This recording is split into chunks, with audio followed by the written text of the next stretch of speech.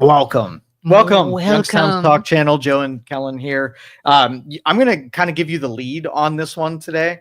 Okay. So we'll go in Kelin direction, and the phones are open. I found a problem, like this guy right here. Is that an important part? Do you know what this is? No. So this is a frequency filter, and so when you get audio that's coming off of something, sometimes there are other frequencies in there that make it sound distorted or as high pitches or ringing or whatever. And when you have unshielded stuff, sometimes it, makes a buzzing noise. Can you or pick whatever. up ghosts on that? You probably can. In fact, most of the phone calls we got were probably ghosts.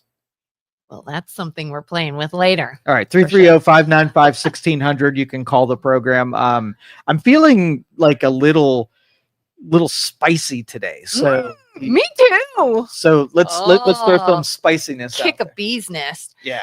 So one thing I'll lead with, just because I think it's going to be kind of quick. We've sort of touched on this before, but I want to bring it back up just for a minute, because it is getting more and more traction, I think, in the news. This whole Blue Origin space flight. And for anyone who, for some reason, hasn't heard of this, basically it was an all-female crew that went to space, consisting of pop singer Katy Perry, Gayle King, Lauren Sanchez, who's Jeff Bezos' fiance, one actual astronaut, and unfortunately I can't remember her name, and I think there was maybe one other. I feel like there was maybe 5 women. They went to space for like 11 minutes and came back. I think this happened maybe Monday. And they're getting so much hate for it. And so, well-deserved hate. Oh my God. And for whatever reason, there's hate. I feel like I want to defend them a little bit. Okay, let's do it. And there are definitely points to give hate, and obviously we're going to discuss those. But in particular, Katy Perry, I think, is really getting the majority of the hate. Good. And it's for her reaction to this. Okay. And we can get into people talking about how much it costs. Was it necessary? What did it do to the environment? Was it gluttonous spending? All that stuff we'll dive into. But people are hating on Katy Perry because of her intense reaction to this. She sang in space. She was talking about how since this trip, she feels so, she said she feels so connected to love. Like it just put her in this mindset that was just this deep love she felt. And I'm like, interesting, because then you came back to Earth and got nothing but hate for it because we're all crappy people, human beings. She was like kissing the ground when she got back, and everyone's like, you'd think she was one of those astronauts that got like stuck up there for months. It was 11 minutes.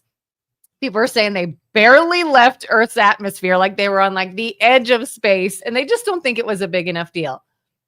I'm sorry. If I even went that far into space, 1, I'd be like crapping myself, terrified. 2, to see what they saw, because there's video footage, to me would be like the coolest thing ever. And I would think that even though I wasn't way off in outer space, I didn't walk on the moon, I wasn't there long, I could totally understand someone having a very deep and meaningful reaction to this trip. I don't think for her to feel that way is necessarily a bad or weird thing. It's just not notable. Okay. Mm-hmm. All right. So let me tell you about this weekend. Did you go to space? This weekend. Yeah. Somebody went on a whole car of women went on the Millennium Force, and it was exhilarating and thrilling that they got back and they had an experience that they've never felt speed and G-forces like they did. It's a momentous occasion. A little insulting that, like, oh, you're making the wedge point as if this is an accomplishment for women to sit in a chair, right, and let the vehicle that you're on go through some thrilling experience, and then you get to tell everybody like that was really exciting. So I feel that little tourist ride that they did is just a very expensive Millennium Force ride, and I don't attribute it as an accomplishment to women. But here's the thing, to call it a tourist ride, if you would have told someone, I don't even know, 50 years ago that we would be able to send someone to the space and have it be so insignificant to us that we call it a tourist ride, they would have been like, what? Like, to have the technology to do that. Okay, you can do the G-force planes where you go up into a plane and it does a free fall and you get to experience 0 Gs, right? Costs a lot of money. And then you get to float in the outer, like they're really high, right? Yeah. Is that what that guy did that did the space jump? Remember Felix something who did the jump? Maybe. I don't know. We'll circle but anyway, it's a thrill ride. It's a very expensive thrill ride where you get to experience something that not everybody gets to thrill, but it's still just a ride. You're not like, you're not conquering something. So why? Okay, let's talk about this. It was Felix something. This was, oh my God, maybe 10 years ago now. You don't remember the space jump? It was so cool. So this guy, and it was advertised for days too. And everybody was like, so many countdown days until space jump. And this guy went to the edge of our atmosphere, right, to where you could literally see like the earth and space, the curvature, and physically just nothing around him, just his body, like he was skydiving, jumped out of his aircraft all the way down to earth. And he passed out a couple of times. Right. It was, they talked about the effect of this on his body. And it was a thrill for everybody watching, and everybody thought it was the coolest thing. But I'm not saying that I don't think it's cool. I'm saying it's no different than a bunch of millionaires going in a submarine and going down to see the Titanic in depths. It's a thrill ride, right? They just did it for the experience, no different than what you would do at an amusement park. Yeah. They didn't push on the boundaries of a technology where they were doing the formation where yes, there's risk in coming back down into the atmosphere that the capsule holds up. Yeah, there's probably risk in going up. But that might be a regular thing. You might be able to buy a ticket to go up on the Blue Origin and free fall from, really high up in Earth's atmosphere on the edge of, edge of space. So it's accessible now. Why do you think they got more hate than like when William Shatner did it? The lead up, like when you dress it up as it's an actual media's fault. And the people, the way that you invest in it, I think it's very insulting to the people. So everybody said, okay, William Shatner, famous for roles that he played where he was connected to space, and it's pretty cool to take this guy and have him shake hands with the thing that he played a role in, right? It made sense that way. And the other people that were Jeff Bezos was in there. I mean, he's the guy that you trust his equipment, so that made sense. So that one was just hey, we're shooting this thing off anyway, and we're putting the CEO on, and we're putting the guy that does a lot of work in space, or in theater space, and might as well make it a couple extra people on there to do it. And it didn't drum it up as like, oh, they're doing something that no one else has done before. SpaceX launches a rocket every other week, right? I think they had said it was like the first pop star in space. Who cares about that? Let's okay, I'm going to take a toaster and put it in the seat, and then that'll be the first toaster in space. And there's nothing of significance to a pop star sitting in a seat and letting the smart people take them to a thrill ride that they wouldn't get elsewhere. That's here's the thing too, which in an argument against this, like I said, I can understand some of the points. Like, they kept saying a lot of articles kept calling it the first female only staffed, and that's not true. It was not the first, only female staff. And then it changed to, well, it's the first completely female manned aircraft in so many years.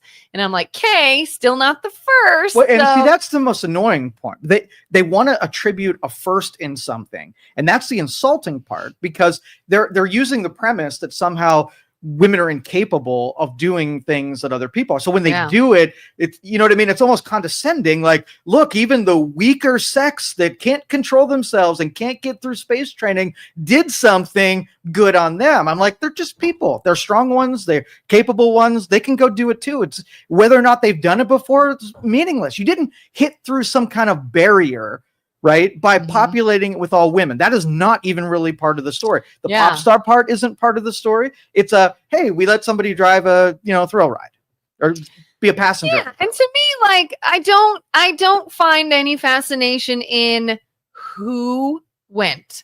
To me, it's just, holy crap, look how far we've come. That going to space is now just an 11-minute thrill ride. And we'll get more and more. And it's like, wow, we've gotten that far. That we just do it that's for fun. impressive. Yes. Doing it, I might buy a ticket on it because it would be a very thrilling thing. That was going to be my next question. Probably not proportional to the cost. I'll have to wait until it's so common. There's so many rockets. They've gotten into efficient process where it's not a couple $1 million to go up, but it is equal to the submarine ride. So if Jeff Bezos was like, Joe Danyi, I'm looking for people to go up in space and I'm funding it, you'd be all for it. Yeah. And when I came down, I would say the same stuff. That was exhilarating. I see all the potential in space travel. I would say probably more intelligently than Katy Perry said on her way back, but it would make the same impression on me. So what would you do then if you did this and then you got hate for whatever your impression was when you got back? You got hate for even going, oh my God, people can't afford eggs right now. Why would you go to space, Joe? Part of the deal. You'd probably be like, screw you, I went to space and it was cool. Yeah, I did it. I wanted to do it. Notice me like the first 5'4" astronaut went there. I'd be like, what? 5'4" people could do space? We could do big things even though we're little. Yes, exactly. I wouldn't expect there to be a glass ceiling that I punctured by going. I bought a freaking ticket. Now, here's the thing. If all of those people that went through astronaut training that would made them an actual astronaut, where they had to go through all of the physical requirements. I mean, I'm sure you can't be obese, and there's got to be the same kind of like disclaimers that you do when you ride the Millennium Force. Yeah. Right. But they're not astronauts. They were passengers. One was, I think. But they weren't astronauts. Yeah. This does not constitute astronaut. They didn't drive the ship. They didn't engineer the ship. They couldn't explain. There wasn't experiments done on it. They didn't have an understanding of space. Like, they didn't do the astronaut stuff. So they were just. Are you sure they did? I'm sure that they did some physical training. Yeah. Right. But the people that usually go on these trips are trained for years to be able to pilot. And well, they're probably also going up further and for longer rather than just real the tip space. For 11 this was minutes. Like tourist space. Yeah. Real space. This was like, right. Yeah. And barely space. I don't want to minimize the experience because I think it would be pretty cool and it would be life altering to have done it. Yeah. I'm criticizing more the reaction to it and making it into something that was not difficult. Right. Mm-hmm. It was not a difficult feat for those, female astronauts. And it go ahead. Have you ever had a deeply moving experience on Earth about anything? You don't have to say what it was. All the time. So we have deeply moving experiences without going to space. Right. Why would people find it so critical or why would they feel the need to criticize somebody for having a deeply moving experience about being that high? Well, and if that was a topic, like if I went skydiving, right? Yeah. That would scare me. I pushed on the limits of safety. I was anxious about it. And when I came back down into safety, I would have one of those moving experiences. Yeah. I would kiss the ground. For sure. Like she did. Yes. Just a thrill ride. Just a thrill ride. So I'm not getting off of that because it wasn't as spectacular in the ways that they presented it as spectacular. So do you think had the media not tried to make it almost like a historical feat? Yes. If it was just, hey, look how cool these people are going to space, you would have maybe one of the been same. More interested. Exactly. I would be consistent with the Bezos trip, this trip, and the submarine people's trip. It's a bunch of people who could afford to take some thrilling thing, pushing on the boundaries of safety, and they got a rush out of going into places that they were scared of. What about the idea that it's like gluttonous to spend that amount of money on a thrill ride when people have real problems? You make money, you spend it any way you want, in any way. If I were there, I would be doing the same crap. I said anybody else that could afford it, or Jeff Bezos came to them and said, I'll send you. They're not going to give two craps about someone else's opinion as to whether or not you should go. No. Looks like people are feeling some kind of way about All right, let's see. I feel like that one we're not even need right now. Let's see. But there was one before. I think Dennis was before that. Give them the Nobel Peace Prize. Set women back 100 years. That's pretty strong. Well, stance. But it's the popular feeling. I don't think this caused it, but I think people are so eager to attribute things to women in that condescending way that it'll be out of the news cycle next week. It was not big enough to stay around. And so, yeah, it did. I don't think there's going to be a downside for women in general. Let's see. No moped 19 in space. Using the term moped 19. Yes. I've not heard of that. I coined that the other day. Oh, did you? I changed something that I couldn't say into something. Moped. I 19. do remember that now. Okay. Okay. Dennis says, I give way more credit to the guys who squirrel suit skydive. It's like driving to Wally World to find out the park was closed, then turning around. The worst podcast on the internet, chickens. Okay. Anyway, so you let off with that story about it, and like I said, I think we've said. Oh, I know why because we didn't read their above comment. Oh. So anyway, that got that out of the way. There's not much more to add to it. Go them. Hope you had fun. It was, to me, this was just another example of just how opinionated and hateful we can be. And it was so ironic that Not Katy, can be. We are. We are. Which was so interesting that Katy Perry said this whole thing made her feel so connected to love. And all she got for it was hate. It's annoying, right? Your friend, right? Your friend comes over and they just did a CrossFit expedition, right? And they went off into the jungle and they did CrossFit for 5 days. They come back to you and say, this CrossFit thing was life-changing. You're annoyed because they're going to come off of their high. They're going to know it's something that they enjoyed deeply, but it wasn't life-changing. The standard of what is life-changing, right? You're How do you know it wasn't? It's over dramatic. There's nothing. I wish we had a life-changing standard, but we don't. Have you ever done anything that you would consider life-changing? Measured after as if in your life changed because of it, then sure. There's some things that had consequential things and motivated and took me to a different level for sure. It was exhilarating, right? But using the word life-changing, I'd set on my calendar, I would say, I will talk to you in 4 months. I want you to tell me all of the things that changed in life. And then you can say, if I go to my CrossFit expedition, this is what I can expect, how life. Chances are Katy Perry is going to go on tour. She's going to do all her normal stuff. We're going to check back with her and find out what changed in her life. And she's going to be like, oh, I just have memories. What if not? What if not? Fine. Fine. Okay, would you consider this? Let's say her experience, in order to process that, she wrote a song. Let's say, because she's a pop star, let's say she wrote a song about it that became such a huge hit. It changed her life. Would you count that? No, because it was inspiring and motivating, life-changing. But nothing is going to change. Now, here would be an example. She comes down and she says, "This was life-changing. I'm going to take all of my money wealth, and I am going to build a space tether, like a space elevator. I'm going to drill. I'm in love with space so much. I'm going to travel beyond the moon. I'm going to be one of the first people that are on one of the Mars cruisers to, that would be life-changing because it deviated what she's doing now into something.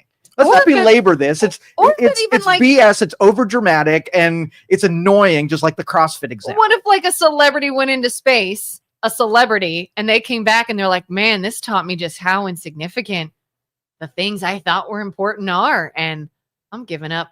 I don't want to be a celebrity anymore. I'm going to go and live a quiet life. And life altering. That would be life changing. But it was a dramatic.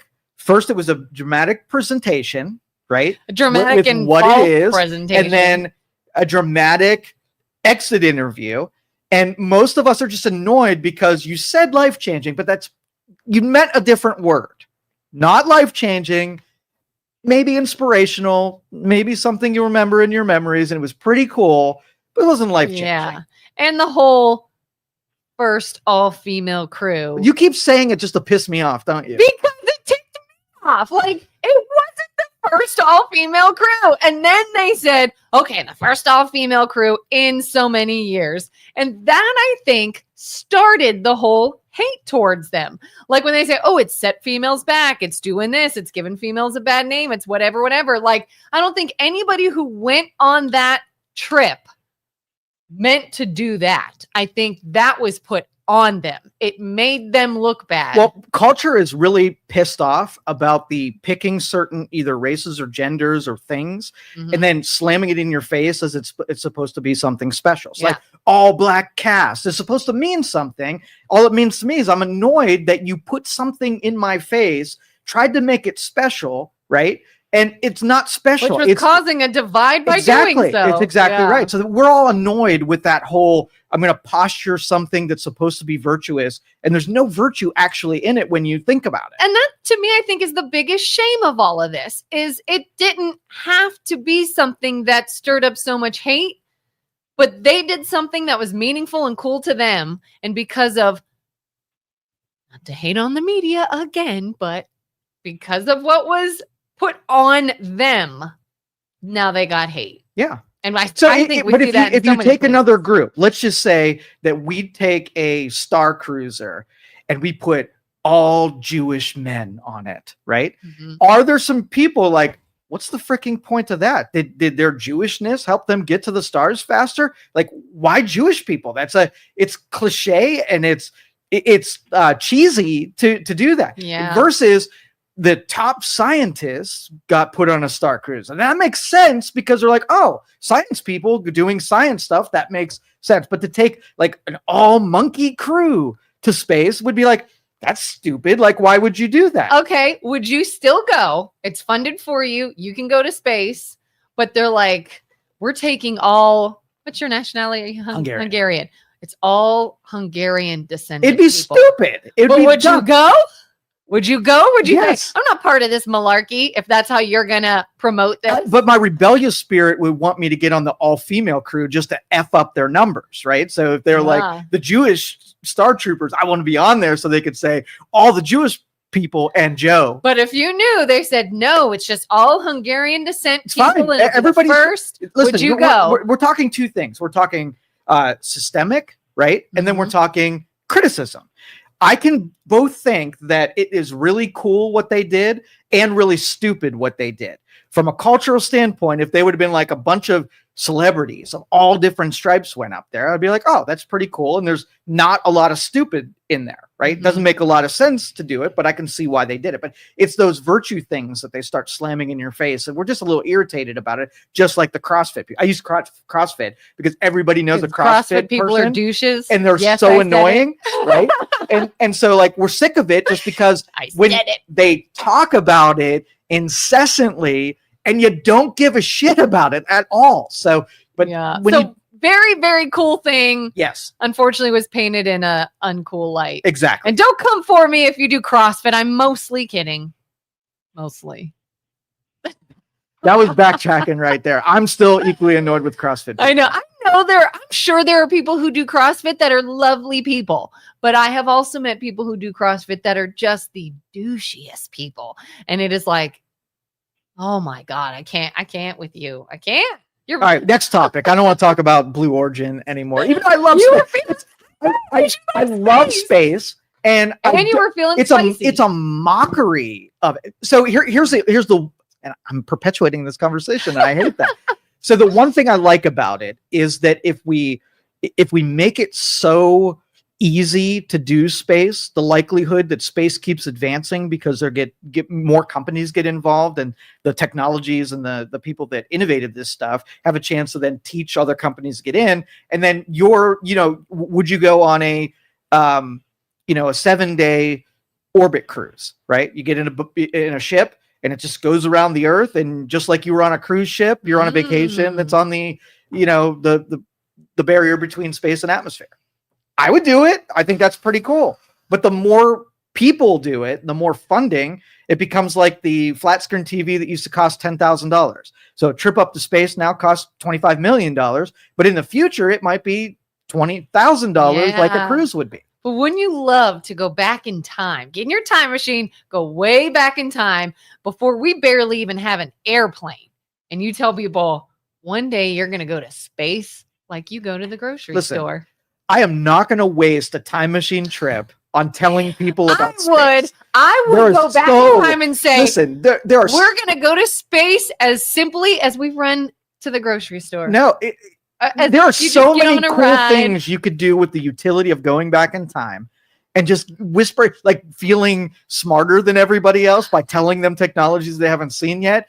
There's no value in it. I mean, what happens if you go back, tell somebody about it, and they beat somebody today to the punch, and you unravel the space-time continuum and ruin all of everything when you butterfly get back? effect. You screwed it up. So don't use it for that. Now, if you take information and bring it back with you and use that information to that nobody knows about, like Biff did in Back to the Future, do that. Gamble, use a bet, slide yourself the betting card, do that. But do you know who Nate Bargatze is? He's a comedian. I don't think so. Oh, you might know him to see him. He's so funny. He's really sort of popular right now. But he has a whole bit about if he went back in time and he had to prove to people in the past that he was a time traveler from the future. He's like, I don't think I could do it. I don't think I know enough. He's like, oh, hey, we have the cell phones now. They're things that you could just take with you. It's just a phone on you. And they're like, well, how does that work? I don't know. Here's what really I don't know happened. enough about anything. You go back, you tell somebody that, they say, Constable, and they take you and they put you in a metal box in a mental institution, and you die. Or you go even further back and they're like, Rabbi, and then they put you on a stake. I don't know if rabbis burn people to stake, but they take you and they light you on fire because now you're a demon. So yeah, bad plan, zero upside. Or I don't know what century this was or what year this was, but you know what they did to women that they thought were losing their minds? They put them in a rocket ship and let them come down from space? No. What'd they do? They thought they could treat crazy women by having them orgasm.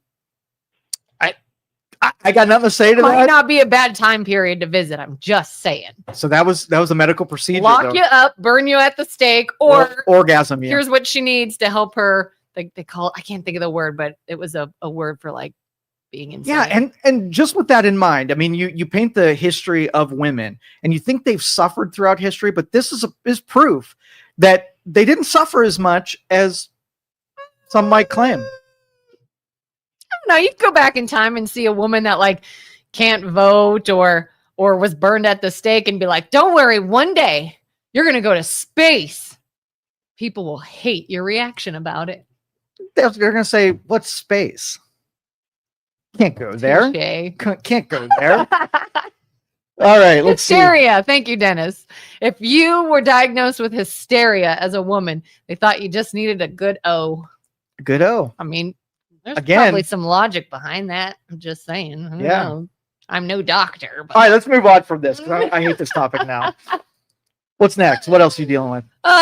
When you're in the driver's seat, come up with something. Oh my God, I had a couple different ones. This is kind of silly, but I feel like people maybe can relate, or at the very least offer me some advice. This might be news to you, Joe. Okay. Newsflash. I'm a loud talker. I always have been. I don't know why. Actually, that's not true. I have some theories as to why I'm a loud talker. I just am. And I get hate for that sometimes. It's not something I feel like I can control all the time. It just happens.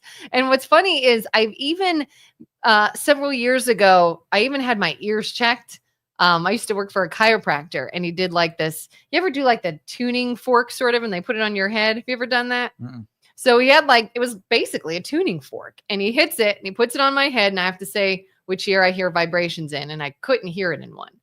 And he's like, maybe that's something. It may not be, but maybe go see an ENT, see what they think. So I did. They did the whole clean out your ears. I did a hearing test with the beeps and where I heard it. And diagnosis is hearing is totally fine. There is no hearing loss. I'm just loud.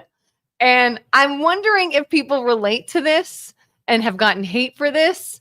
And if so, is there something people do to stifle that? Or should you say, screw it, you can handle it? Well, I got a proper response to this. Let me take the mail call. Thank you, sir. Thank you. So, should we have that open if no, people are calling? Oh, okay. I got it over here. So number one is you paired up perfectly with me because I think you're a normal talker because I have no hearing whatsoever. So you're just regular. We're meant to be. But different people. Okay. I feel that you are a projectionist, right? So you project your voice because people listen to you. You talk into microphones a lot, and that is your gift. So let's just say a football player came in here and he's big and strong and fast. Yeah. And he's like, I get a lot of hate because I'm a fast runner. I'm like, no, that is your skill set. That's what you were blessed with. You should learn to use that to be able to make yourself prosperous. I wouldn't condemn you or make fun of you. I wouldn't send him to the doctors to see if they can make him run slower so that he fits in and is like other people. So why would I take a skill set of somebody who projects their voice and is good at reaching people, right? See, and that's kind of what, like, every time I hear somebody say, like, why are you yelling? We're right here.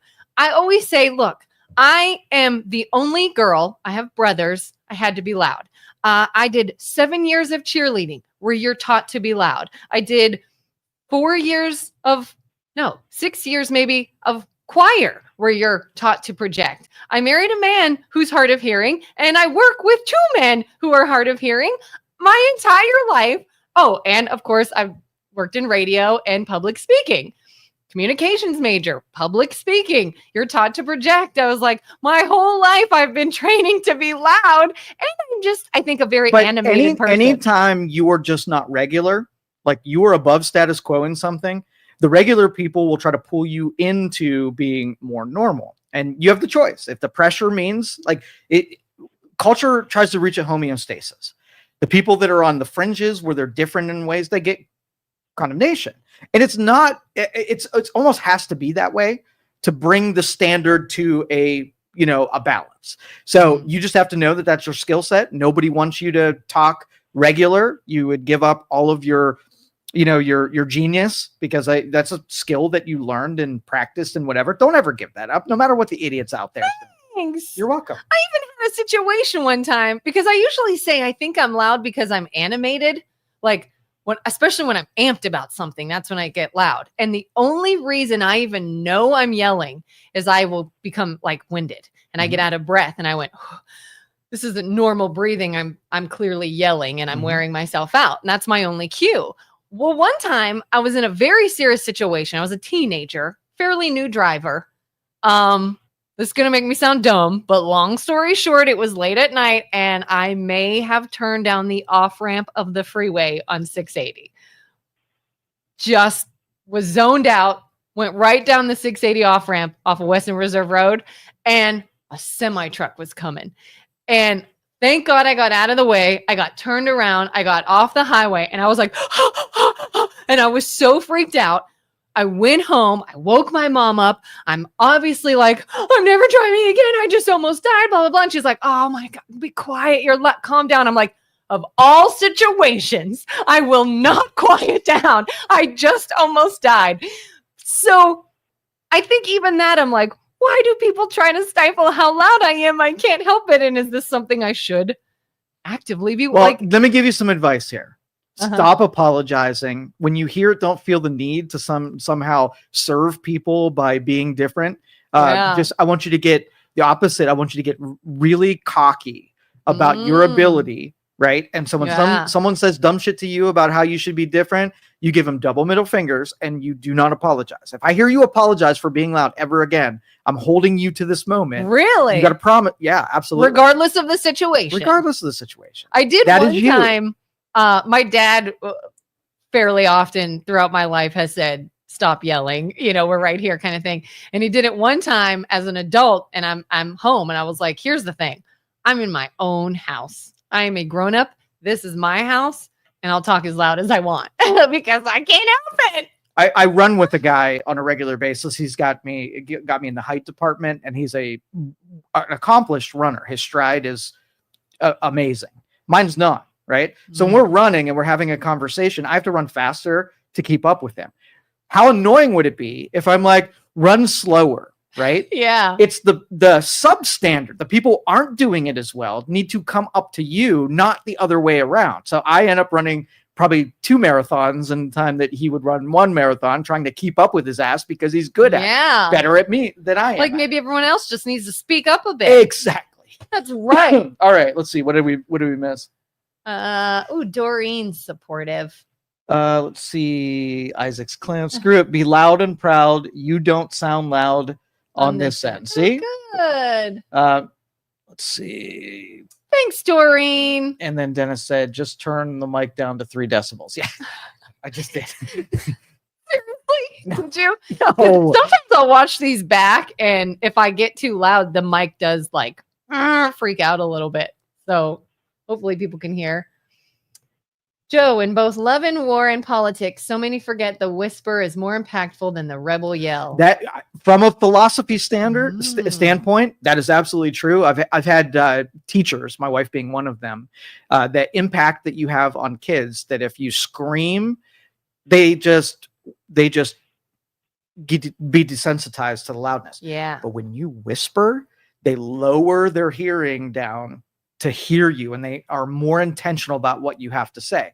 So it's not one of those things like if you were to take your having the ability to do something and use it as a tool in the right deals, knowing when a whisper is necessary. I'm not saying go out there and be loud everywhere, because that's who you are. Just like I don't think the football player who runs, a 40-yard dash in 1 second should run everywhere. Yeah. But when it's time to flex what you do, don't feel like guilty in a about it. restaurant, in a movie theater, Exactly. I'm obviously gonna quiet down. Yeah, right. But if I'm not, exactly. I know the social cues at least. Heck yeah. But long and short, you present well. You don't have to work on that at all. Thank you. There's All right. a couple above Jerry too that looked interesting. On the upside, you probably never have to repeat yourself. That's true. I've had the same issue, worked with someone hard of hearing for years, was a musician in a band for years. Work has me doing trade shows with thousands of people in arenas. Went through all the tests as you have, and was told by a doctor there are less than 5% of people that have 2 tones, a loud projecting normal tone or an intentional soft tone. Was told it is something, as Joe said, not something you can control, and just don't be annoyed by it. You are who you are. See, that is the overall Thank thing. you, Jerry. That we make culture better when we are more accommodating to people who are different in the proper ways, right? Yeah. Would you feel insulted if I made you feel like you had a handicap because you talked loud? Or I made you think that, hey, you're a woman, so let's handicap you and say, Stifle you. look, the woman went on the rocket ship. Isn't that interesting and cool? I'm not going to, okay. Yeah. Rocket ship conversation. And I think maybe my fear is I have been in situations where someone else was speaking too loudly to be socially acceptable. Like we said, there are like restaurants and places like that where someone else that they weren't yelling, they just maybe had a loud voice, got loud, and it was embarrassing. And I'm like, oh, I don't want to do that. I don't want to be like weird like that. Phone line person, you're on. It's Luke. Hi, you Luke. guys are talking to a person who is cursed with being too loud. Aww. He's loud? Joe can't hear anything, but he can hear me at all times. Is that true, Joe? Yeah, absolutely. Yeah, Joe was just said, he's loud? He didn't even know. You're just normal to me. I don't even think first off, my voice carries like you wouldn't believe, right? I don't know if it's the tone, I don't know if it's deep, I don't know what it is, but dude, it projects, right? And I've had my hearing checked, it's fine. I am just a loud person, and that is just the way it is, and that's how some people are, right? Loud and proud. So you said, Kelly, you can control it. And well, in some situations, yeah. Like if I'm in a restaurant or I'm in a public place that it's not socially acceptable to speak at a normal volume, then yeah, I can whisper, I can bring it down. But in my everyday talking, especially if I'm amped about something, it just gets louder and louder and louder. Yeah, oh yeah. But my problem is, I'll be in a movie theater or I'll be in church and I'll be whispering to start. But if we continue the conversation, my natural progression is to get louder and louder and louder back to my normal tone of almost just being too loud. Oh, That's you're the problem. awkward guy that people glance at why is he so loud? Oh, and I get the dirtiest looks from my wife everywhere we go because I get, why are you being so loud? I'm not being loud. You're being quiet. So, Trust me, I understand the curse. I mean, Joe, do you consider yourself quiet or loud? I think I'm loud. Do you think you're loud? I do. I don't. You're not loud at all. I don't know if I've ever seen you get loud. Maybe if you were yelling about something, but not like talking loudly. I feel like, again, like when I'm on the radio and I'm really passionate about something and I've talked about it for a while, I feel like out of breath because I know that Yeah, you get that winded feeling. So I know when I'm being loud. Yeah. Hmm. But the more passionate you get about something, the louder you go and the higher your octaves go. You get amped about it. Exactly. Yeah. Kelin, have you ever seen Joe get angry? Yes. Oh, yes. Oh, my favorite. He goes like he's just, he's normally real calm, real reserved. When he gets pissed, he goes, and it's fantastic. But when you saw it, was he loud? He was. It was at one of our movie nights where we had his real expensive projector up, and a kid went where you weren't supposed to go and like tripped on the wire. I think he knocked the projector over, Joe. Correct me if I'm wrong. And Joe went loud. He went crazy. His little 5'8" frame, or however tall he is, was moving around real fast. He was all worried about it. And Isaac and I are just sitting there laughing because this is like, oh, look at him go. He's so mad. See, one good thing in my favor for being a woman, and maybe it has nothing to do with the fact that I'm a woman. I just thought so. I think you try to like. With me, like I think you look like you're trying not to lose it. Yeah. But I could tell I'm like, if I were a man, he would not be like. Well, I'm a fighter, so I like to punch things that irritate me. And you've never been punched, so either I control myself properly, or but you even can give me reason if you're not irritated with me, but maybe about something else, and you're telling me, I feel like you're still like, I can't scare Kelin, so I've got to try to stop. That's my skill set is that I have Kelin self-control. looks scared. I better rein it in a bit, but I don't know if I've ever heard you get loud though. When I lose it, I freaking lose it. I mean, lose it. Oh, yeah, like same. Absolutely loud, screaming, out of my mind, lose it. Like and I'm a big guy, and I know it's terrifying for people around me because I mean, lose it. There's been a couple times I got enraged and like lost my voice, like literally strained my vocal cords from just screaming obscenities. Like that to me that's when I get rage. Like I'm not angry, I'm rage. I can't calm down. I can't focus. It just comes out. And then after a few minutes, I'm like, wow, I was a total psychopath. Just then. Oh yeah. All right, Luke. I do that. Oh, go ahead. I'll flip out, and then as soon as I calm down, I'm like, okay, now I got to figure out how to deal with the person I'm mad at. It's a bad. I probably need to talk to somebody, talk to somebody. Need therapy. Probably. So, all right, guys. Well, hey, we'll see you guys tomorrow morning. All right, thanks. Yeah, buddy. See you guys. Bye. All right, 330-595-1600 if you want to get on the phone lines as well.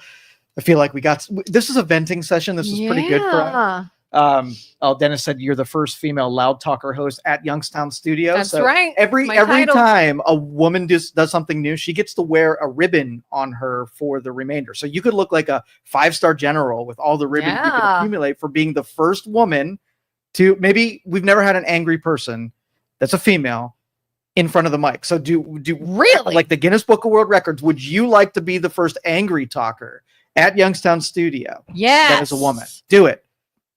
All right. Here's something I experienced this morning. It ticks me off. Okay. I'm probably going to get hate for it because we get hate for everything. Listen, I've mentioned this before, but let me reiterate. I cannot stand the smell of marijuana anymore. I don't know what changed. I don't know what they've done to it. I am not a marijuana smoker, so I don't know much about it. But I know that when I smell that god-awful skunk roadkill smell, I am like, there has got to be something that can be done to stifle this stench. And on my way to work this morning, I'm driving behind a car that I can tell is smoking inside, and I can smell it. And I just want to be like, you idiots. I'm assuming, and correct me if I'm wrong, It's probably, even if it's legal, it's probably illegal to do while driving. Is it? Oh, for sure. I would think so. Yeah. And so I'm just like, are they that dumb and unaware that they don't know the smell is so potent? You can smell it inside of another vehicle. You don't even have to be outside. I can smell your car from inside my car, which one is disgusting. But two, now I'm angered that you're so dumb that you don't know you're going to get pulled over. Like, why don't you drink and drive and hold your bottle of liquor right out the window while you do it? Just wave it in the air so cops can see you, because that's basically what you're doing when you smoke in your car and drive around like that. All right. So let me push back on that. Yep. So you don't like the smell. Okay. Hate the smell. So is it the responsibility of the person to make sure you don't inflict your smell on people who might not like the smell of marijuana? Yes. Okay. do you wear perfume? Yes. And if I don't, if I don't like the smell of your perfume, can I tell you that you should not wear or let a smell emanate from your being that displeases me? Honestly, if I was around someone and they were like, your scent is really bothering me, I don't want to wear something that to someone else stink. Like I'd be like, oh, noted. Not wearing that around you again. And guys, if I go up to Dillard's and I pull out the Drakkar demo and I stink myself up good, right? Yeah. Regardless if it's palatable to other people, spray. If somebody doesn't like, if I put it on thick and make sure everybody in the room smells me, or if I'm, what was that Old Spice? Like, the dad puts on the post-shave Old Spice, and the seat smells like it when they leave, and it's everywhere. Oh, yeah. Do you have the right to inflict smells on other people? I don't care if it's potentially good smells like colognes or perfumes. I don't care if it's marijuana that's on your clothes and clinging to you as you're talking or whatever. Or maybe you soiled yourself and peed in your pants and you smell of urine and defecation as you're walking around. Oh, do you have the right to inflict the smell on other people that they might not like? You have the right, probably.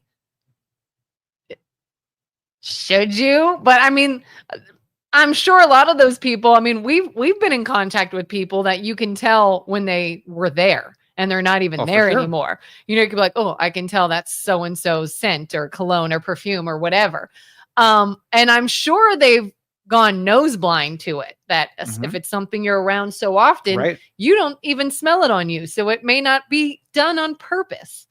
But the thing we're lacking in culture is consideration for other people. And we have so many narcissists that are running around only thinking about themselves. What they do and how it affects other people is like, they don't really give two shits. So the more expressions of that means that the rest of us are just victims of what people feel like doing. So it's not like I can just say, hey, that perfume, it's a little overwhelming. I don't like the scent. Can you stop wearing it?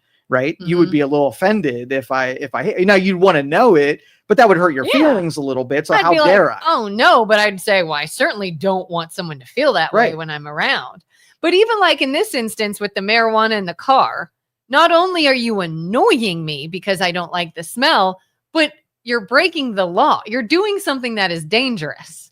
And I don't know, wearing Drakkar in the mall is probably illegal. I mean, the demonstration units were not there so I could load up and I didn't want to buy the things. So, but I see your point. But as we get less and less considerate, and it's not even an attribute that people carry around as an actual virtue, there's going to be more things that get thrust on you that you don't really like, and you're just going to have to tolerate it. So maybe in the future, the marijuana smell, they'll find a way to genetically remove it so that when you burn it, it doesn't smell like that. But they could do the same. I mean, we could send people to space. Yes. But we can't make that stuff smell better. I don't know. There's got to be a way. From a chemical standpoint, I don't know if that's the good stuff in it that's making it smell like that. I don't know. Well, I feel like it's gotten worse. So something changed. It always sort of smelled like a skunk to me, but now it's like a dead skunk to me. Like it's probably really good stuff then. Like really good. I don't know. High quality. If anybody knows, like, is it the worse it smells, the better it is? Maybe. I don't even know.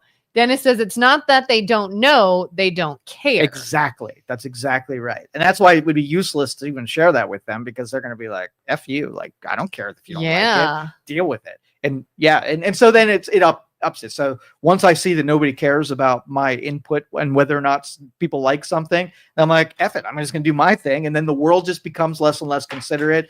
And it's a downward spiral of everybody who's just annoyed, whether it be CrossFit or Drakkar Cologne, right? Everybody's just annoyed with everyone else. And then Axe the civil war body breaks up. spray. Don't say that at a high school track meet. I don't know what he was referring to. Dennis, don't say what at a high school track meet. Don't say, I don't know. But yeah, I remember years ago when Axe body spray first came out. I was a student at YSU and I was in like Kilcully, the big sort of like open student, whatever. And Axe body spray representatives were on campus handing out samples of Axe body spray. Yeah. Except the dumb idiot college guys that thought it'd be funny to just start spraying it all over the room and everywhere. And I could have strangled them. I was so mad. It was awful. It was like giving people headaches. And I'm just like, why? Why are we this way? And you think because they're dumb kids, but it's not. You don't have to be a dumb kid to do dumb stuff like that. But I always think of that now. Anytime I see somebody with Axe body spray, I'm like, don't Does it smell bad? I don't think I know what that smells like. In small doses, it's probably okay. Okay. But if you overdo it, I don't care for it. Okay. It may have changed. I mean, this would have been like, I don't know, early 2000s. So it might be different. And no offense to anyone that loves Axe body spray. Maybe you use a reasonable amount of it. I can see it like if you have young, teens and young adults, they smell badly anyway. And Axe might do some covering up of bad body odors or whatever. So I could see that. I'd prefer to smell something that's a little whatever versus. Yeah. Like people that, I've seen people that were smokers and they would go outside, have a cigarette, and then spray themselves with their body spray, thinking they're hiding the cigarette smell. And I'm like, all you did is make like a potpourri of ashtray and vanilla. Like, it's awful. I used to work with someone that would do that. And I almost wanted to be like, I would rather you just not try. If you're going to come in smelling like a cigarette, that be the only thing I'm smelling, not cigarette and vanilla or cigarette flowers. Like, it's not helping. You're just making a new awful stench. And yeah, people, I think, I don't know if it's the nose blind or dumb. They think that's doing something. Dennis says, don't tell someone you don't like their scent at a high school track meet. Is that something I missed? I have no idea. Must be a thing. Did we miss something, Dennis? Unless that's the kid who got stabbed. I don't think that was about sense. No, I think he was not supposed to. I don't think he was supposed to be there at the track meet. Yeah. And somebody forcibly tried to get him to move, and then he got stabbed. You want to talk about that? Do it. Are we allowed to say stabbed on YouTube? Stabbed. If you change it, just punctured, poked aggressively, lethally poked. Lethal's probably not a good one either. Oh God, you can't say anything in this day and age. Yeah. All right. So most people, I think, have heard of this. There was a high school track meet. A student, I think he was sitting under the tent of the opposite team. They had a tent set up. Student came over, said, get out of here, get out from under this tent. And I guess the kid said, well, too bad, leave me alone, touch me and see what happens, or something along those lines. And he pulled out a stabby thing. But he did touch him. He tried to forcibly remove this guy. See, I did not hear about that. Yeah, he touched him. Did he? He touched him. What, like he tried to like grab his arm, pull him I don't know. What? I don't know, but allegedly he touched him, and then the other kid pulled a knife out of his backpack and did the stabby stab thing. And aggressively poked him in the chest. With a metal object, yes. What a psycho. I'm sorry. I have recently been seeing that there have been GoFundMes and people raising money to pay this kid's bail because he is unjustly in prison. Am I missing something? No. Have we lost our minds that badly? No, just like the women thing, where they are trying to hold on to a victim mentality. They try to make victims out of the people who should not be in that category. What's the dude who shot the CEO? Oh, Luigi. Yeah, make him into a hero, right? Yeah. The kid that obviously went right to killing someone for an altercation. Who not only was supposedly self-defense, he touched me. Why did you have that on you in the first place? But clearly that's not even a rule. You had this. That is not a rule. Okay. So it's not like if I come up to you and punch you, you could just take liberties to unalive me. Like that's not how this works. That's insane. It's a proportional, if I punch you and you punch me, that's just an altercation. I didn't, rise it up to the level where I thought grabbing his arm, he would not feel that his life is being threatened, and he can't use a level of defense on that unalives somebody. Yeah. And the fact that this kid was deranged enough to do it is just wow. But then it gets worse as to there are people in the public that are supporting him. For sure. If that doesn't tell you how far gone off the deep end we have become in this country, I don't know what does. We've been doing this show here for a couple months, and I've told you that culture is dead and we are on the slow spiral to destruction because of what we're talking. Yeah. And every day you get a reminder that what I said is true. And unless something huge happens that puts everybody in line, this is that slow destruction you're going to see in real slow motion. And I'm even trying to, I think that is exactly what Dennis was talking about. I'm even trying to sort of devil's advocate, like, am I missing something? Is there maybe something was unjust? Maybe this was self-defense. What happened? But they even said that he said, touch me and see what happens. So it wasn't even like, oh my gosh, something happened and I felt the need to defend myself. It was, I threatened you. He almost like invited this. He almost knew that no matter what you do to me, it could be you flick my arm, you grab my arm, you hit me, whatever you do, I'm timesing it by 1,000 and I'm ready to go. Yep. So that to me is not self-defense in any means. And again, even if it was, at what point could he have just hit him back, yelled for help, got in a scuffle? And no, you go to that extent is just, and if anyone else knows something I'm missing, by all means, you can tell me why people felt like it was unfair to have this kid locked up. Well, it's that trend. Even this MS-13 terrorist guy that got deported, and he has a whole host of people who want to bring this guy back. Yeah. Right. It started with the George Floyd and all of these victim narratives trying to make something out of something it's not, because it's a story that they want to tell. And even if they don't have the proper nouns and verbs for the story, they will concoct it anyway, because that is the level that they want to be true. Like, right? What are they even? I've not read a lot of the articles in favor of bringing him back. I've only heard as to why he shouldn't be here.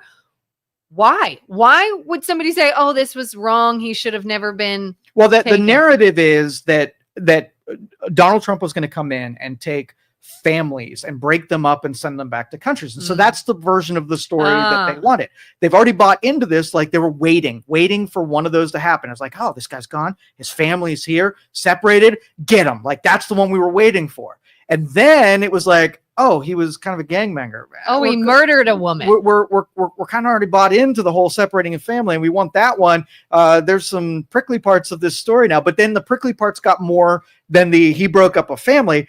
But they're bought into it. And then they're like, well, there's no due process, and where's the justice? Yeah. And having him go. And then I see people like Trump and his press secretary like, are you kidding me? Exactly. Here's a picture of the woman he brutally murdered. And where's the outcry for that? But should he have been? They used to have this ability that they would take a story that if you knew the whole thing, there's no way a reasonable person could be on that side of the argument. They used to be able to control that narrative. They still do it, but now we get information from all sides. So if, for instance, like if the George Floyd stuff happened and he was, he was a drug addict, had heart conditions, just did theft, the public, knowing what he was before that happened, would be like, oh, he's not as big a victim as, the media tried to make him into. Now we had access to that, and then half the people are like, that's the guy that you tried to make into a martyr of some kind. But when they buy into that storyline, they're desensitized to the fact that they're so wrong on so many levels, and it's only the the cult people who still buy into that narrative. And it's a shame because they're hurting their own cause.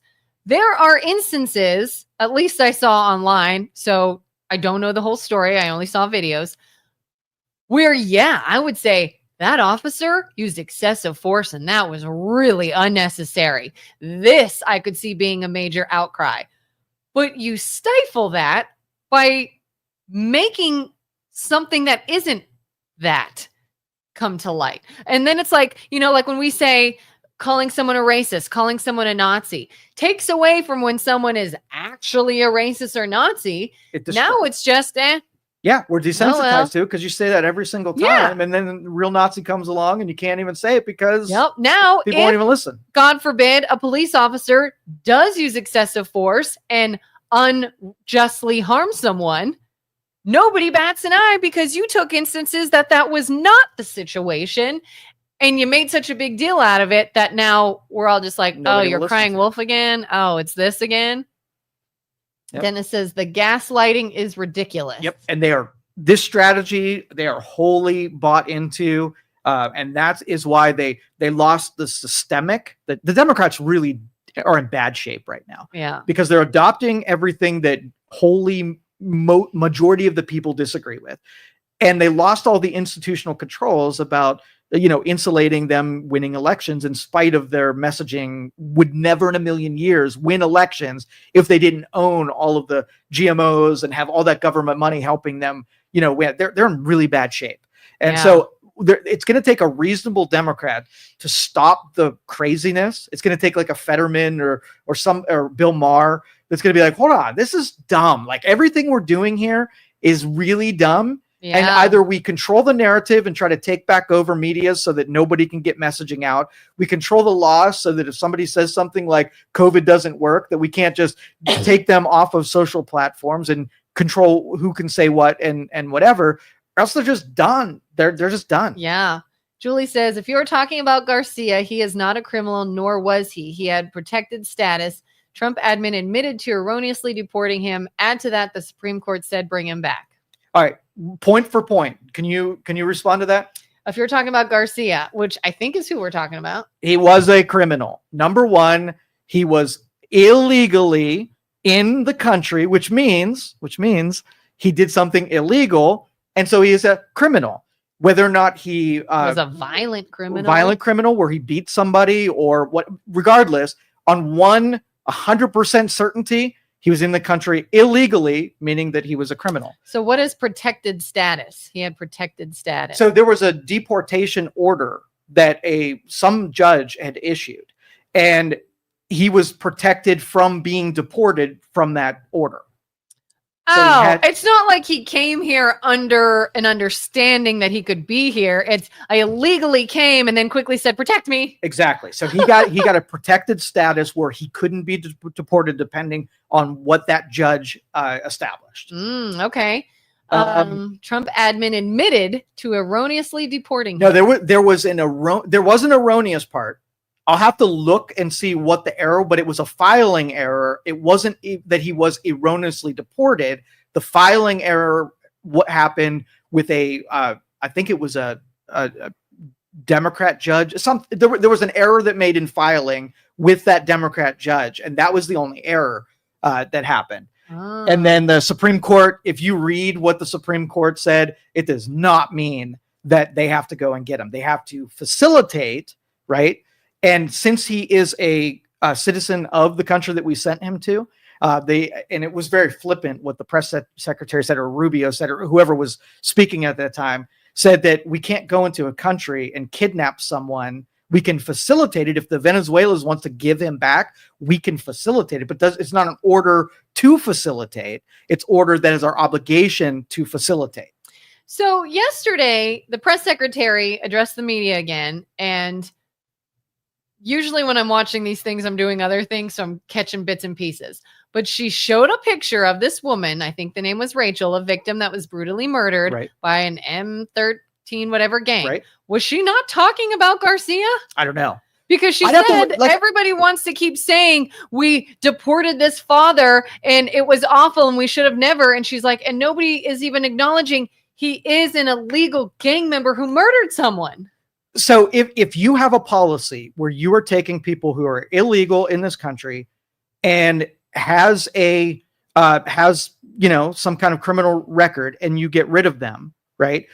You don't afford those people. They're not citizens, so they don't get due process. They don't get something a citizen would have. Yeah. Right. And no district judge is going to get in the way. And I didn't do this case justice because I'm like you.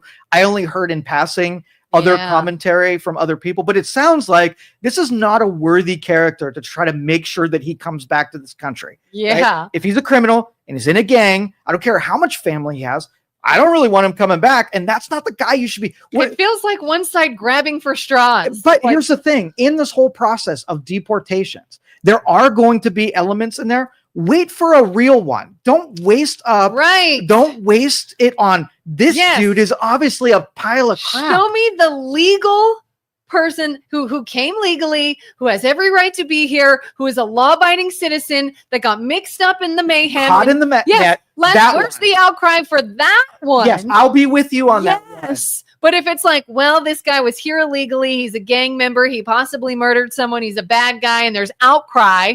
Now nobody's listening to you when there should be outcry. Yeah.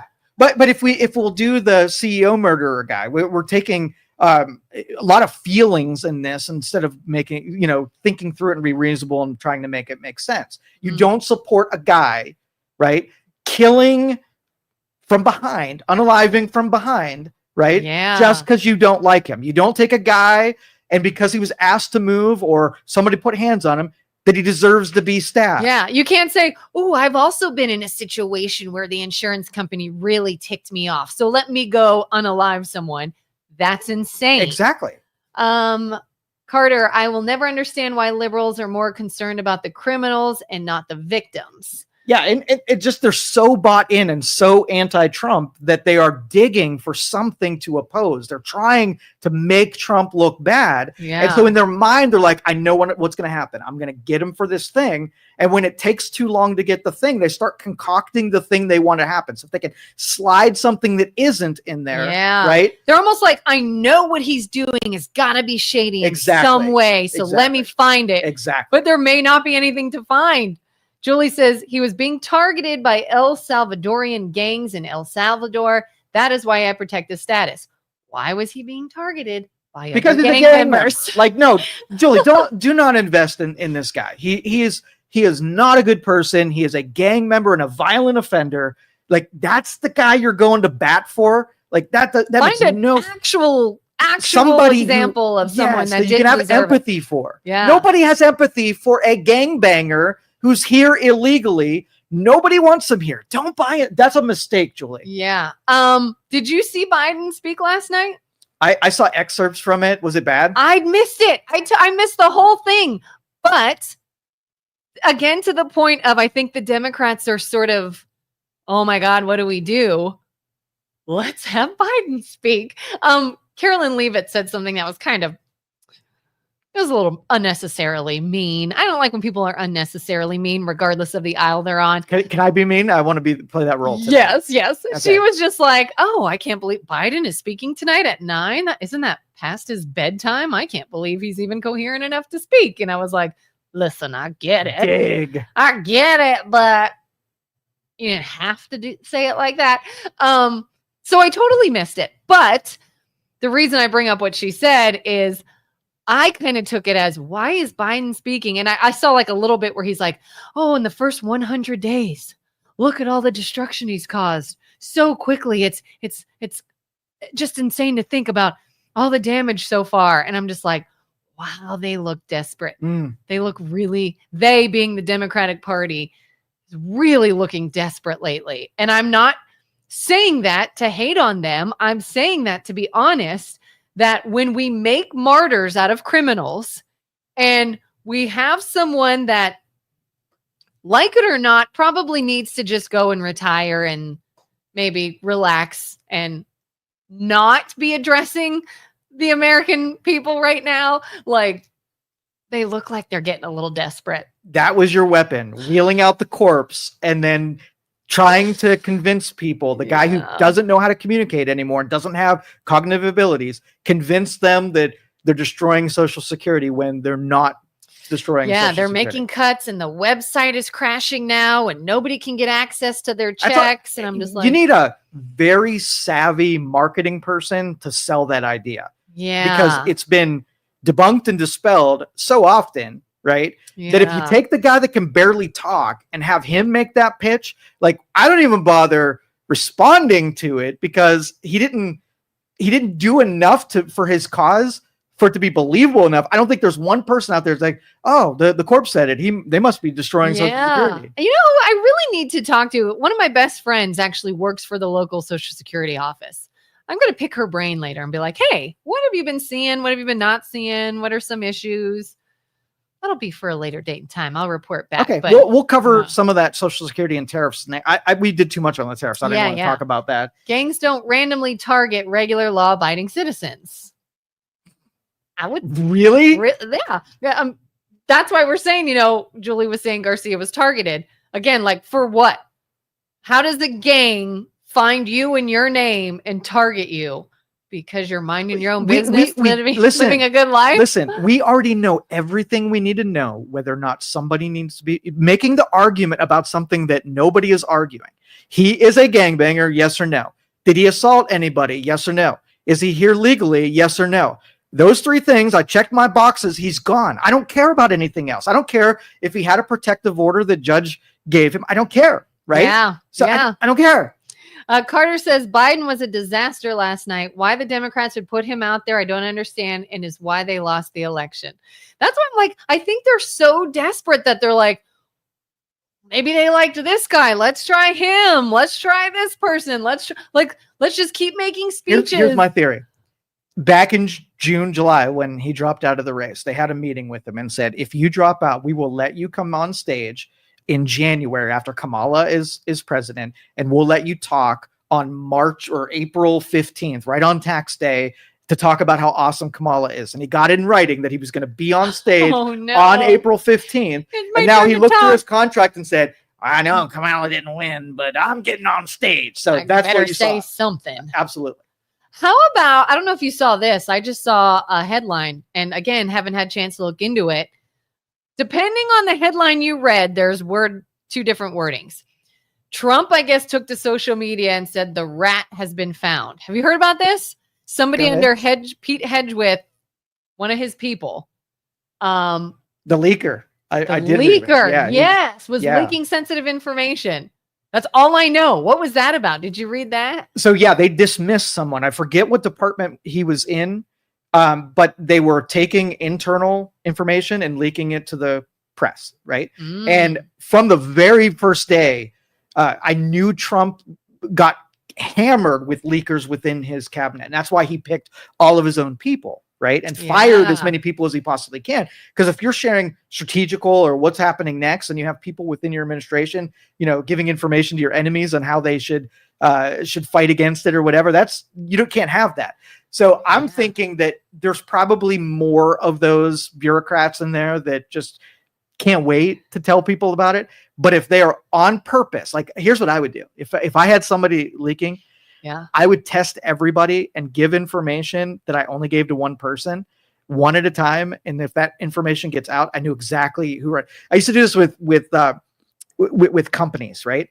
And when they would collect my information, I didn't want them selling my information to marketers. And so when I gave that out, I would put one little anomaly in my name. I would put a little spelling or a dash or whatever. And if I ever saw that dash, I knew who sold my information and to where. I could tell who leaked my information, even if they wouldn't. That's a good idea.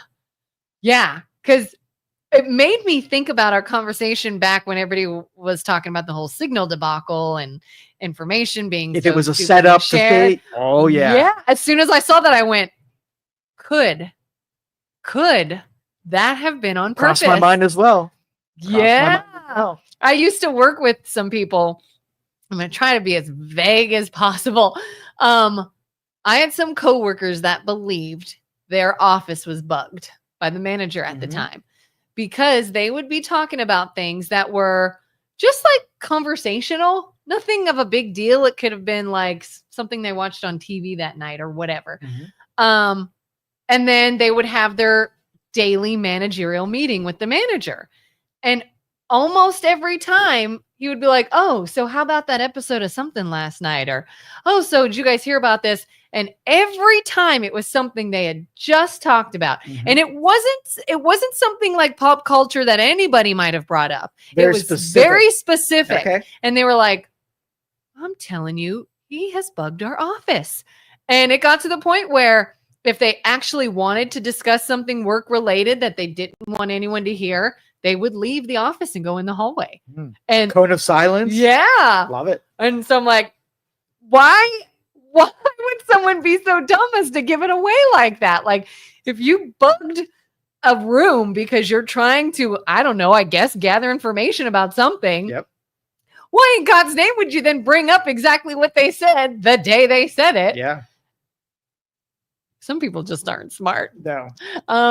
This was El Salvador where he was targeted. Commonplace in El Salvador. His mother sent him here for his safety. Well, he's Like safe. He's Signal behind bars. They can't get at him. Yeah. And Julie said, like Signal Gate, like that. Yeah. I wonder. Yep. I wonder, could this now it was a different name, Caldwell or something like that. So maybe he had nothing to do with, Signal Gate. I don't know. But it is interesting that if they are concerned that there are people leaking information, could they have done something like this where there was enough importance to it to be a big deal, but not enough that anybody got hurt and anything was wildly detrimental from it, but they could find a leak. Ooh. This is going to make a great movie in the future. If there is a director that takes on the Trump story and all of the, the Shakespearean saboteurs and the rats and the people leaking information to the enemies, like this is going to be a great crime story for sure. I feel like this whole year, this whole administration and everything surrounding it needs to be something, a movie or something. Another reason why this is a simulation. There is no way this stuff is happening in the world. It's not.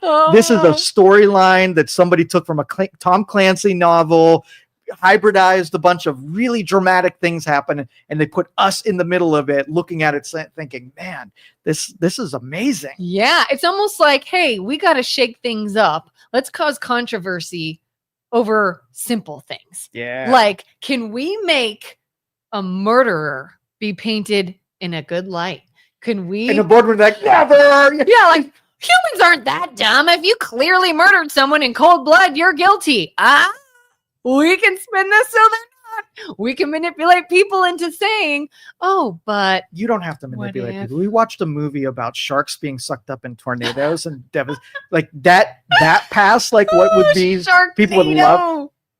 That happened. That. I've never seen it either. But the fact that there's a 1, 2, 3 Sharknado 19 means that which doesn't take a whole lot for us to gravitate towards something absurd. Could Sharknado happen? Could that happen if you had a tornado that strong over an ocean? Are you really asking me this question? Coincidentally had a bunch of sharks in one area at the time. Could you theoretically make a Sharknado? Could something get sucked up in a tornado? Yes. Yeah. Could they go bite people as they're flying through the air? And why not? No. Why not? No. Why not? No. They stop fighting because they are sucked up in a tornado. They don't know what's going on. They can't see things. It would almost be like if you got put in a perfect situation to want to start biting because they're scared and they're freaked out and they're grabbing things. No. They're going to be. Their equilibrium's they can't see anything. They're out of the water. They're not going and biting people. They're going to flop around, hit the ground, and explode. That's it. Okay. Equally as creepy of a movie that I think affected millennials on a level was Final Destination. Mm-hmm. Everybody talks about Final Destination movies and they don't want to be behind logging trucks anymore and all this idea of a freak accident. There's actually another Final Destination movie coming out too. What would you say is more possible, a Sharknado or some of those like extreme coincidences, that death it was a perfect series of event that something accidentally unalived somebody. Well, the scenarios and the way that they were unalived was believable. All of those we see those situations every day, and that's why they resonate with people, because the logging truck. Odds are slim, but not the logging whether truck, or not you could go around and be followed by death as it tries to take you, and everything seems to go wrong. It's really far-fetched. It really is. So you're saying Sharknado is more plausible? No, not at all. Then death following you and making a series of events happen? There's not a spectrum here. Both of them are absurd to the same level of no. Never gonna happen. Never gonna happen. There's not death that follows you around. There's not sharks that can get sucked up and bite people. Neither of those are less or more believable. They're both just a no. One of my favorite movie genres. Yes. You tell me plausible, not plausible. Okay. Exorcisms. Okay. So I love scary movies. The Exorcist is my favorite scary movie of all time. I think Al Pacino just recently did a new one that's similar. Plausible, not plausible? Plausible. Oh, that's plausible. It's so plausible. How so? Chemicals in your body that make you. So not an actual demon getting No, you. it's not a demon. I thought you were going to say demons can get you and possess your body. No, we're in control of our body chemistry, and the chemicals that we're taking in our food and what we're exposed to in our environments are changing the brain chemistry and allowing us to create perceptions that aren't there. So you might, people that have bipolar disorder, or they have voices in their head telling them to do stuff. That's not a demon. We're calling it a demon, but it's their perceptions. But yes, but I have heard or seen in other videos that when it comes to either someone just having a psychotic break or actual priests getting blessed to come perform an exorcism, there's criteria. There are certain things that have to be displayed before the Vatican will say, absolutely, this is possibly a demon-possessed person, rather than this is just a severely mentally ill person. Things like suddenly speaking in a language that you have never studied. Like gibberish. No, they said it has to be a language. Like, I understand they are speaking Hebrew, or they are speaking Italian, or they are speaking whatever, and they have never, ever learned it. I think one has to be something that they can't explain, like levitation or extreme strength or something. I don't know. I got to go back and rewatch this. But they said there are certain things that must be present before an actual exorcism, not just get a mental health expert in there and help this sick person. Plausible or not plausible? Seems very fanciful and drummed and doctored up, until I'm in a room with someone and they start levitating, and I'm in the room and I can see that they're, someone I know that doesn't speak that language is like. So if would you pee yourself if that happened? I would. In real life, heck yeah. Heck yes, yeah. I would. But do I trust anybody enough not to concoct a story for mind control or for culture control or whatever? And then I'm the only one who's seen it, but I can attribute anything I want to it. It's more likely that they take psychologically unstable people and they use them for the control of their followers or a good story, whatever. Fanciful. Very low probability. And if the only thing that's really going to change my mind aren't the accounts and the data that somebody else collected, I want to see hard facts, right? Things that cannot be manipulated. And then I want to believe in stuff like that, but I just don't, because I got no data. Yeah. It'd be hard on that one. I would go flat earth and Sasquatch before I did exorcisms and demonic possession. So you've done like ghost hunting before? Yes. Do you feel like you were looking for a ghost, or do you feel like you were looking for proof of other scientifically? I was fascinated with my own brain, and given the proper, if it's a different deal. So if you go into a ghost hunt and you have a person that knows the environment and they tell you stories, right? They tell you what happened and what his name, add some high resolution to your imagination. Yeah. And then you walk into a place that's already pretty creepy, having been told stories, already kind of open that you're about to experience something, deprive yourself of light and familiarity and whatever. So it's 2:00 in the morning. I'm sitting in the middle of a dark room by myself, right? And my eyes are kind of closed. I'm getting kind of tired. And I'm like, what if I fall asleep and like, I don't know where I'm at and I can't get out of this place and my flashlight doesn't work. And all of these fear issues started going through my head. Then my imagination started thinking, oh, you're afraid a little bit? Here's a noise for you. And here's a this for you. And it starts imagining, or at least allowing my perceptions to let data in that wasn't before. Cause now it's on high alert. It's releasing chemicals that make me, my hearing be better than it was before, my vision to be better than it was before. And so what my brain did and the gymnastics it did to try to create what I was already looking for was off the charts. So if I would have seen something compared to the state before I came in there, I would have not seen it, heard it, touched it, whatever. So those phenomena are probably always happening, right? But because I was honed in on it, I was ready for it. It was delivered. So you don't think ever that maybe you might find evidence of some other, like you've talked about other realms or other, sources of energy that we just aren't really privy to? Is it possible to be seeing stuff like that? Or it's more believable to me that if we live in one multiverse and there's another multiverse that is in close proximity to the one that we're living in. So we're like 1 degree of separation from the next multiverse. And you happen to see something that is close enough to your multiverse. Because remember, this is dimension, not time and space. So if you can peer into a different overlapping dimension, you might get visuals or energies or whatever from the multiverse that you're not currently in. And I would say that's most of the accounts of weird phenomenon is just interference. So you take 2 audio cables and there's a separation between the 2. Well, the audio cables are carrying the signal, but if they get too close and there's some frequency, you might have some leak out of one if there's not proper shielding over to the other. So who's to say the multiverses aren't properly shielded and you don't get leakage from multiverse down to the other one and you get eyes on something that you didn't really shouldn't have eyes on. I know a woman one time, she's fascinating, and she has really interesting stories. We need to get her in here one day. But she was talking about how she sees things. And again, she's not one to claim to explain what it is. She's not going to say, I'm seeing a ghost, I'm seeing a dead person, I'm seeing whatever. But she's just like, here's what I see. I don't know what it is.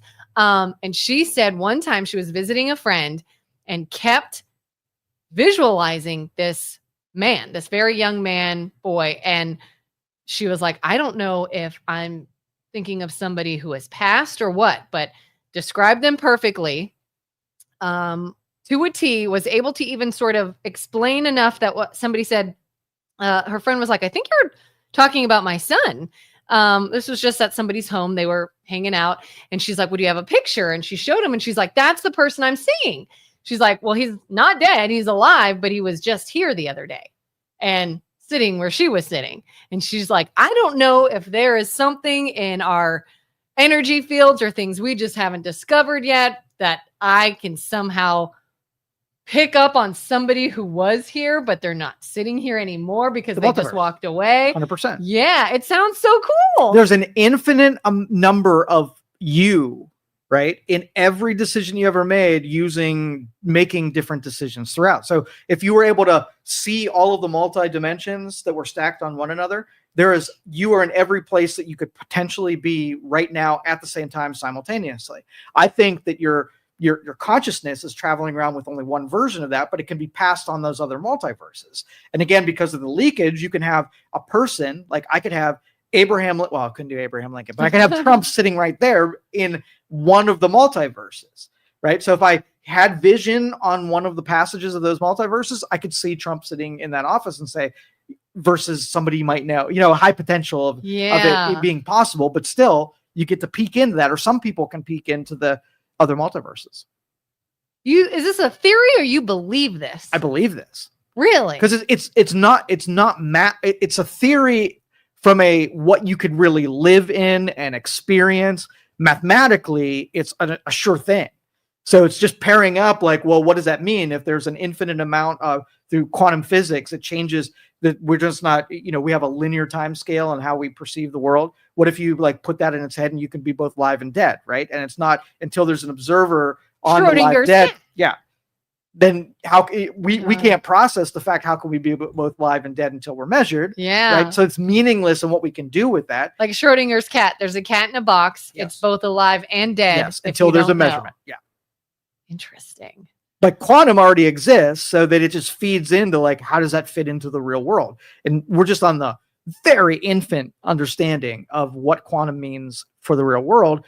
Once we get a better understanding for it, we're going to learn a lot more about like, what if you get in the future and like, oh, ghosts, all it is a holograph from a different multiverse, right? Yeah. Now you feel differently. Now it's not as fun. You don't have Halloween built around something because it's just you get. It's still pretty cool. It is cool, but it's not a ghost. It's not a dead thing. person. Right. It's just really cool science. Yeah, that's exactly right. Julie says, read about the Akashic records. Fascinating. Do you know what that is? I don't. Ooh, Julie, do tell. And why she's doing that, was I just going to ask you? Yeah, one that would be cool. You had talked about, when we were talking about this idea of our imagination sort of running wild with thoughts we have. Mm-hmm. Like, I do this on a daily basis and can't stop. Like, when I go to bed at night, I have a walk-in closet in my bathroom. And so if I have to get up to go to the bathroom in the middle of the night, there's an open door to a big closet. Every night, I'm a 41-year-old grown woman. Every night I have to shut that door because it creeps me out if that door is open and it's the middle of the night and it's dark and I think something in there is going to get me. So here's what I do. Like, I'm the opposite of that. Yeah. When any fear mechanism tells me that something's too dangerous, what I do is like, if I walk by your closet and someone's like, oh, there's a monster in there, my stubborn butt will go sit in the middle of the dark closet and I make this agreement with myself. If you sat in there a couple times and you didn't see anything, then it's not there. If you go in there and something snarls at you, then you have every right to then close that door. But until I have data, I don't allow non-data to guide my actions. Well, what if it gets you and you die and you should have never done it? Because it's not real, right? So you're going up the basement steps and you've turned all the lights off behind you. Your brain suggests there's something that's going to be ready to grab your ankles. You have two choices. Something behind me just made a noise and freaked me out. Run faster, right? Or turn around, point down at the ground and say, nothing there, right? What's the downside? I can't do it. Like, every night I tell myself, I'm leaving this door open. But your fear muscle will say, all right, you know what? He made me look stupid and foolish. I'm not going to give him things because all he's going to do is go do the thing that you're afraid of. And then it's not going to be effective. So you can kill it if you would just stand up to it. Be brave. Don't like spiders? Put spiders all over you. You got to face those things. Do it. I don't know. I can't do it. The Akashic records are a belief system that all thoughts, words, emotions, and events are recorded in a non-physical plane. So similar? I need to read this. The records, Akashic records. Take note of that. I'll look into it. But I mean, from a quantum standpoint, everything that has ever been said, written, that you could ever do is on a different plane. And if you can access the information on another plane, you have access to things that either have happened or going to happen. So it doesn't even have to have happened. It is possible. It's all happened. Remember, there's an infinite amount of yous out there that have made every situation, every decision that you had to choose, right? Choose your own adventure. It's done all of that, right? So all possibilities have happened in the infinite amount of multiverses that exist. So do you think one day a time traveler from the future will come and see us and be like, oh, yeah, visiting other dimensions? Do that in 11 minutes. It's a thrill ride. Maybe there's or maybe the pursuit of that knowledge is what unexists us. And so we never really make it to having an understanding because nature doesn't want us to get there. Like going into a black hole, like theoretically go visit it, but it pulls your atoms apart and strings them into spaghetti and you die. So having done that, yeah, theoretically you could, but it wouldn't be a great experience. Why I shouldn't go in the closet because everything is telling me not to, and you just shut the door to keep yourself alive. Basically, I don't disagree with that. I mean, that's a safe play. But if you want to face your fears, then you go face them. If you want to destroy them, you go face them. Have fun.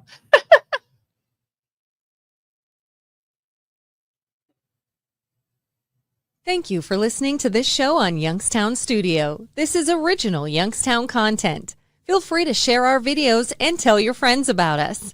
Don't forget to subscribe to our YouTube channel and follow us on Facebook.